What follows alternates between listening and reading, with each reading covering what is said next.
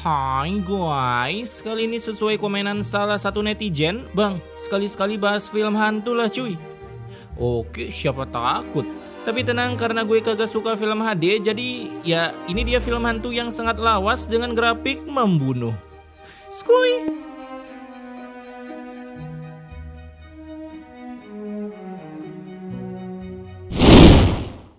Kisah ini bermula di sebuah malam Jumat Kliwon, tepatnya ketika para remaja ini selesai melakukan double date. Asik, double date nggak tuh? Kala itu saat melewati jalan yang paling seram dan pernah masuk on the spot, sebuah penampakan pun mengejutkan si botak Saitama ini hingga mobil itu berhenti seketika. Nah, di dalam mobil terdapat pasangan di kursi belakang, ada Sita dan Henry, di mana saat pasangan yang berada di kursi depan yaitu Kei menoleh ke belakang, ia pun terkena sebuah genjutsu, tapi beruntung berhasil disadarkan oleh ayang bebnya bernama Dodo. Di sana karena suasana semakin ricuh, Dodo pun memutuskan untuk buang air kecil di semak-semak, lalu dari belakang temannya pun mengejutkan Dodo hingga akurasi tembakan kencingnya mengenai si Henry. Kala itu saat Henry hendak ikutan kencing, sebuah tangan yang sangat real banget meraba-raba kaki Henry hingga ia pun melihat sebuah penampakan yang duduk santuy di atas lampu jalanan. Henry pun sempat terkena mental sampai mereka memutuskan untuk buru-buru pergi dari sana, tapi rupanya sebuah teror kembali terjadi di dalam mobil karena saat mereka mendengar radio tiba-tiba muncul iklan Shopee COD dilanjutkan dengan seorang wanita yang berbicara mengenai penjajahan padahal belum waktunya 17 Agustus. Yang ada di mana-mana dan melakukan untuk persiapan kemerdekaan. Nah, si begundal Henry yang tak sengaja ngedumel, Anak laki-laki bodoh yang akan mati pertama. Penyiar radio itu pun seketika berkata seolah-olah ia memang sedang berbicara dengan mereka berempat dan sedang mengawasi mereka. Kalian berempat akan mati. Merasa ada hal yang tak beres dengan radio itu, tiba-tiba saat mereka menoleh ke belakang, muncullah hantu kunti bogel, tapi yang ini bukan kemasan saset, sampai membuat mobil mereka melaju melebihi kecepatan Scoopy ember kesayangan kalian. Singkat waktu, ketika mereka sudah sampai di villa tempat menginap, Kei yang tak sengaja menumpahkan minuman ke badannya saat akan dilap, tiba-tiba minuman itu berubah jadi darah. Tapi rupanya lagi-lagi itu hanyalah genjutsu karena Kei dikejutkan oleh kakaknya yang bilang kalau emaknya dari luar negeri ingin berbicara dengan si Kei. Nah, dengan meminjam kuota darurat dari Telkom Steel, sebuah percakapan menggunakan bahasa berbeda server pun dilakukan oleh Kei.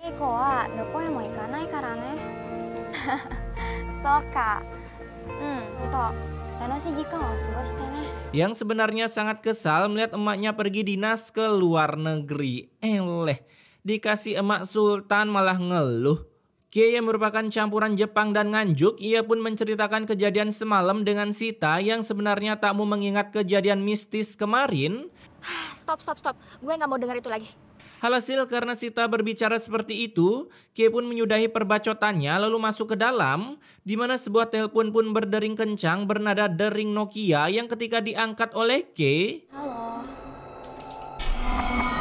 muncullah darah yang gue yakin itu pasti buatnya pakai cat tembok. Lalu radio yang tiba-tiba jatuh sambil berbacot dengan sendirinya.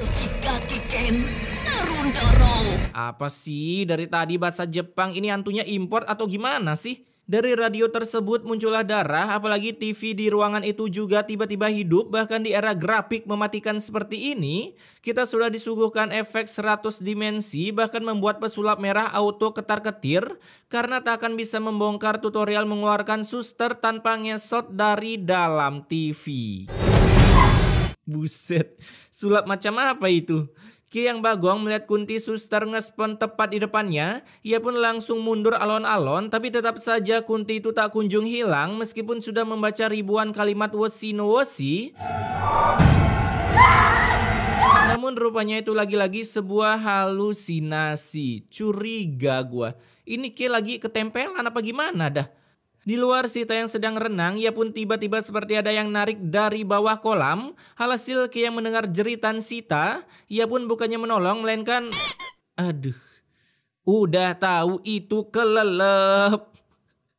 Terus jaraknya jauh disuruh megang tangan.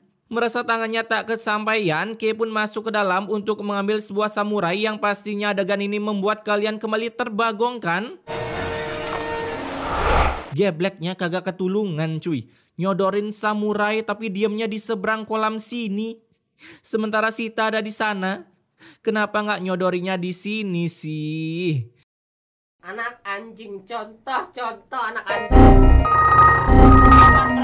Karena mereka sama-sama kelelep, beruntung datanglah Dodo yang memiliki ilmu perenang sampai ujung samudra, hingga akhirnya nyawa mereka berdua dapat ditolong, sementara Henry hanya bisa AFK di seberang kolam. Selesai tragedi ketidakmanuakalan itu, para manusia berbatang pun mulai adu argumentasi, di mana rupanya dua woman tadi, si Sita dan Kei adalah perenang yang handal, tapi entah kenapa bisa klepek-klepek seperti ikan sapu-sapu sehabis makan sunlet. Hingga Henry mengira kalau kemungkinan mereka berdua sedang ditarik ke bawah oleh makhluk gaib. Tapi tentunya argumen itu ditepis oleh Dodo yang tak percaya dengan setan. Maklumlah orang dia setannya. Di sisi lain saat Sita hendak mandi, jangan repeling pikiran kalian ya. Rambutnya pun tiba-tiba seperti ada yang megang. Lalu saat Sita mengecek ke bathtub yang airnya tiba-tiba mengecrot keluar, muncullah suster bogel, tapi saat dicek oleh Kei, suster itu pun tiba-tiba hilang. Adegan yang sangat basi di dunia perhantuan. Hantunya muncul, pas dicek hilang. Minimal kejutin lah biar serangan jantung.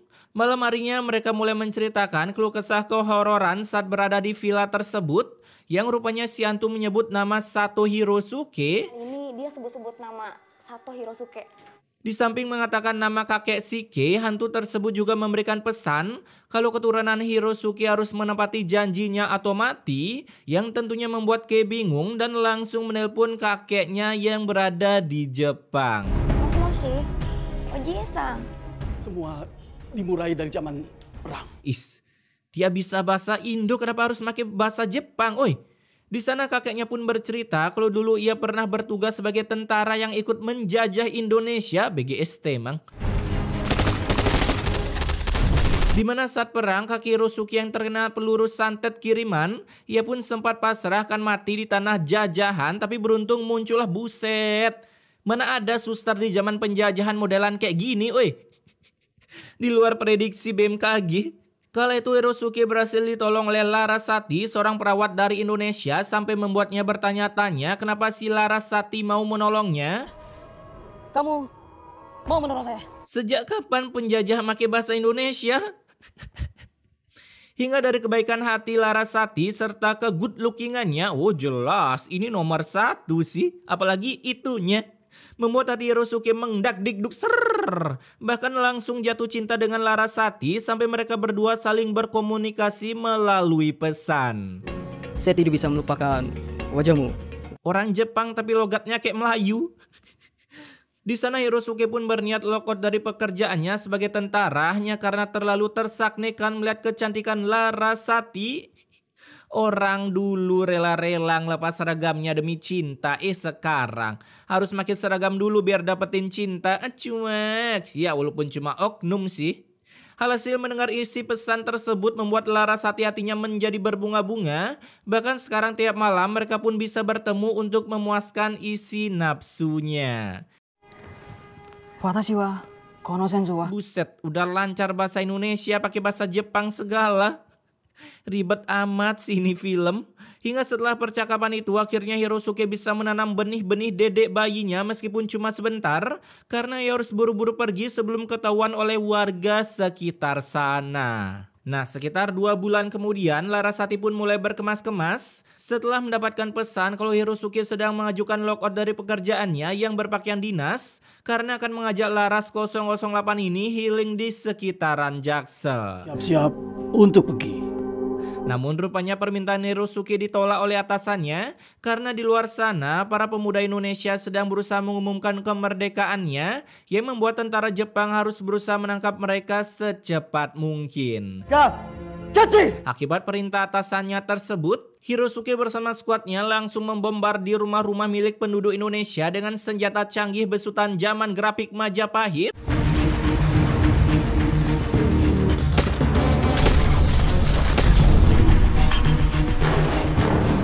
Tapi karena markas pemuda Pancasila tak kunjung juga ketemu. Buset, nyari markas PP. Noh, di pos Kamling, Komandan Jepang pun terpaksa menanyakan di mana lokasi keberadaan para pejuang kemerdekaan ke para warga meskipun hasilnya nihil karena mereka tak mengerti bahasa yang berbeda server.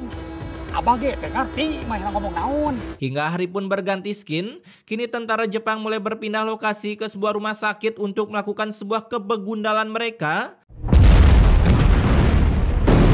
Sedangkan Hirosuke mencoba masuk mencari keberadaan Larasati, bertanya-tanya ke para suster, hingga akhirnya mereka bisa bertemu untuk terakhir kalinya. Kamu mau menangkapku? Baju suster apaan kayak Larasati, oi. Seksi amat dah. Di sana Larasati pun merasa dikhianati karena mengira Hirosuke tak tepat janji. Namun karena situasi terlalu mendesak, Hirosuke pun menyuruh Larasati untuk segera kabur dari sana sebelum dirinya terdeletkan dari dunia. Dan sebelum pergi, lagi-lagi si Hirosuke memberikan janji kalau dirinya akan mencari Larasati setelah perang ini selesai. Bukan mencari kamu. Si Larasati yang berusaha kabur, ia pun berhasil dideteksi oleh tentara Jepang, di mana komandannya langsung memaksa Larasati memberitahu keberadaan markas pemuda Pancasila. Tapi tentunya Larasati langsung menolak, apalagi di sana juga ada Hirosuke yang membuat Larasati kembali merasa dikhianati, mengira ini semua ulah dari Hirosuke. Yap, benar, apalagi kalau bukan di rudal. Kala itu si komandan pun bukannya memberikan rudal Johnny-nya untuk Larasati, melainkan ia memencet tombol lift yang lalu Larasati langsung dimasukkan ke sana agar tergeprek sendirinya. Bisa-bisanya kegeprek pintu lift. Setelah seluruh cerita yang diungkapkan oleh Hirosuke, Kineke pun akhirnya sadar kalau arwah suster tersebut mengejar-ngejar dirinya akibat punya dendam serta menagih janji dengan keturunan Hirosuke akibat dulu Hirosuke tak menepati janjinya. Di sisi lain, dua sejoli ini pun mulai ingin melaksanakan ritual pengrudalan si Hendra dengan jurus ular kobranya. Bahkan selesainya titit mereka melakukan meet and greet, mereka pun langsung diteror. Begitu juga dengan Kei dan Dodo, di mana saat mereka duduk di luar, Kei pun merasakan seperti ada yang mengawasi karena piano di sana tiba-tiba berdering. Alhasil karena udah tak tahan di teror, ketika hari udah berganti skin, mereka berempat pun mulai mencari info mengenai rumah sakit tempat suster yang mantap jiwa itu mati ke para warga yang sedang nongki.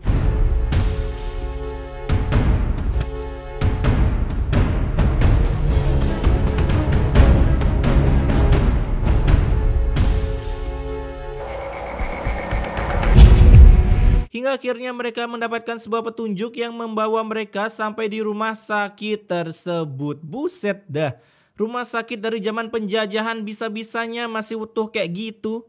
Di luar nalar. Tapi baru aja mereka sampai dan keluar dari mobil, Dodo pun tiba-tiba ketempelan janda kembang yang hanya dapat dilihat melalui mata batin dan lensa kamera. Terlebih lagi baru aja sampai mereka udah disambut oleh si gundul ini. Botak doang, kanker kagak. Dimana ini laki rupanya seorang Betty aka Bencong bertitel yang kedatangannya sama sekali tak percaya bahwa mereka berempat ini sedang diteror oleh sosok suster ngesot. Suster gepeng. Kalian terlalu banyak menonton film horor. Ya wajar, sama jenis kelaminnya aja dia nggak percaya, apalagi sama hantu. Tapi beroja berbincang satu sama lain dengan si Betty, tiba-tiba si Tim melihat sebuah penampakan yang seakan-akan suster tersebut ingin menunjukkan jalan bahwa di sana keberadaan lift yang membuatnya wasted. Kala itu mereka pun langsung masuk ke dalam bangunan tua untuk menghindari si suster bogel. Namun sesudahnya di dalam, teror pun kembali muncul, di mana lampu tiba-tiba jedak-jeduk seperti saklarnya dipermainkan oleh The Hellslinging Slasher. Lalu sebuah suara-suara pun berdengung hingga membuat mereka berempat lari luntang-lantung meninggalkan si Betty yang mati karena kegeblegannya. Akhirnya satu manusia LGBT berkurang dari muka bumi. Di sisi lain mereka berempat pun mulai terpecah, entah karena apa gue juga bingung karena nggak ada adegannya. Tapi yang pasti di tengah-tengah kesendirian mereka muncullah teror-teror sampai si K pun berhasil menemukan keberadaan Dodo. Sementara Henry yang sendirian ia mendapatkan gangguan dari suster bogel, di mana Henry berusaha menggediknya menggunakan balok kayu tapi rupanya yang muncul malahan ayang bebnya. Yang rupanya adalah sosok suster bogel, hingga ujung-ujungnya Henry pun harus mati tertancap kawat berduri karena terkena sliding dari suster bogel. Di sana Dodo yang kesal diteror, ia pun sempat ingin surrender menemukan di mana keberadaan lift tua tersebut. Bahkan ia sampai tak percaya suara teman-temannya yang meminta tolong karena ia mengira itu adalah suara yang menyerupai teman-temannya. Hasil Sita yang sendirian meminta tolong pun harus ikutan wasted menyusul Henry yang sedang dicambuk menggunakan angger jemuran khas neraka. Tapi bohong, nggak mati ternyata dia cuy. Di sana Dodo yang keseret pun tiba-tiba dijatuhkan kipas angin. Ini kenapa kipas angin dari zaman penjajahan sampai sekarang terus hidup ya? Di luar nalar, hingga akhirnya dua manusia berbatang pun harus lenyap dari muka bumi. Kala itu tersisalah Sita dan K, di mana mereka terjebak di dalam rumah sakit. Sita pun berusaha menyuruh K pergi dari sana karena ia akan mengorbankan dirinya untuk menahan suster bogel. Sampai akhirnya si Sita dicekik lalu dilempar keluar dan terkurung di dalam perut bumi. Nah si Ki yang sendirian ia pun mulai pasrah dengan berteriak-teriak gak jelas karena kepalanya seperti kekurangan paramek. Bahkan Ki tak segan-segan menantang suster bogel tersebut untuk baku hantam. Tapi seketika muncullah seekor tuyul yang lewat begitu saja seakan-akan menunjukkan jalan di mana lift tua itu berada. Ki yang mengikuti si tuyul saat sampai di TKP, ia pun langsung diberi sambutan hangat menggunakan bahasa berbeda server. Hingga akhirnya Ki berhasil menemukan keberadaan di mana si suster itu tergeprek lift karena arwahnya tiba-tiba muncul menghampiri Ki sambil membawa seorang bocil yang rupanya anak dari Hirosuke karena ia sempat menanamkan benih-benih dedek bayi ke dalam rahim suster bogel. Anehnya tak berselang lama datanglah Hirosuke ke sana untuk menebus janjinya dengan si suster bogel, di mana ia ingin mengganti nyawa cucunya dengan nyawanya sendiri. Hasil si suster bogel akhirnya mau selesai meneror cucunya karena rupanya dulu si Larasati sebenarnya bisa selamat jika Hirosuke berani menentang atasannya. Maka dari itu si Larasati ingin nyawa dibayar nyawa. Aduh, bayar hutang kok pakai nyawa?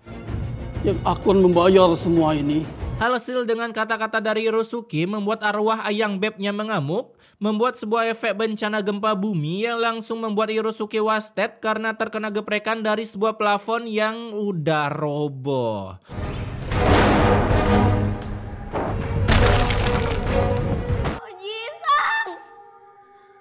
Lalu film ini pun ditutup dengan Ki yang melihat kakeknya kembali ke pelukan ayang bebnya bersama dengan anaknya.